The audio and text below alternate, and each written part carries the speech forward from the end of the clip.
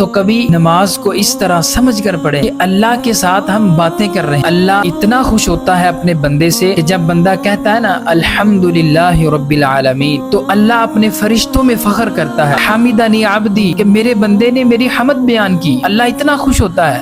اور پھر جب بندہ کہتا ہے نا الرحمن الرحیم، تو اللہ تعالیٰ کہتا ہے کہ میرے بندے نے میری ثنا بیان کی، اثنا علی عبدی۔ اور جب بندہ کہتا ہے مالک یوم الدین، اللہ کہتا ہے مجدنی عبدی، میرے بندے نے میری بزرگی بیان کی، اللہ خوش ہو کر فرشتوں کو بتاتا ہے۔ اور پھر جب بندہ کہتا ہے ایاک نعبد و ایاک نستعین، تو اللہ تعالیٰ پھر کہتا ہے ھذا بینی و بین عبدی، کہ یہ میرے اور میرے بندے کے درمیان معاملہ ہے، ولعبدی ما سأل، میرے بندے نے جو مانگا اس کو مل گیا۔ اللہ اکبر۔ اور پھر جب بندہ قرآن کی تلاوت کرتا ہے اور رکوع کے اندر چلا جاتا ہے، پھر اللہ کی عظمت بیان کرتا ہے، سبحان ربی العظیم، سبحان ربی العظیم، اللہ کی عظمت بیان کرتا ہے، تو پھر اعلان ہوتا ہے سمیع اللہ لمن حمدہ، کہ قبول کر لی اللہ تعالیٰ نے اپنے بندے کی حمد۔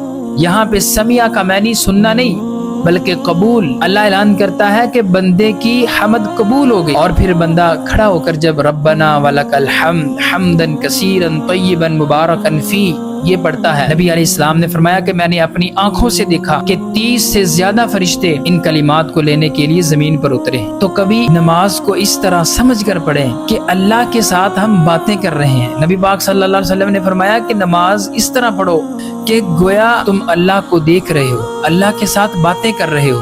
اگر دل کے اندر یہ کیفیت پیدا نہیں ہوتی تو کم از کم اتنا اپنے ذہن میں رکھو کہ اللہ تمہیں دیکھ رہا ہے کہ تم کیا پڑھ رہے ہو، تم کس طرح نماز پڑھ رہے ہو۔